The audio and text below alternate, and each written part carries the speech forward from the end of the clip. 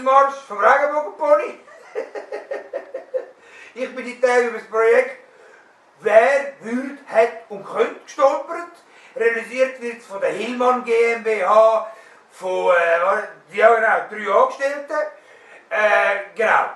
Vom hat nix, kann nix, der will nix und shit, es sind 4. Es sind 4 von der Sachbearbeiterin, der ist nix.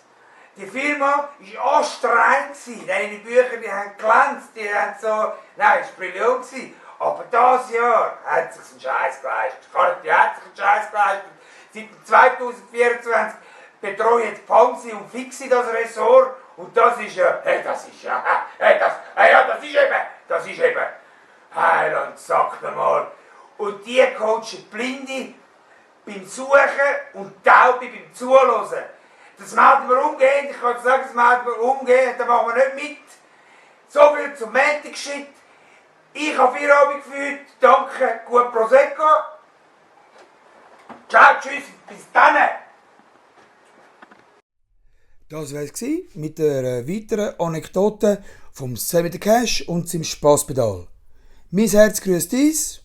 Bis grad, hab's gut. Tschüss.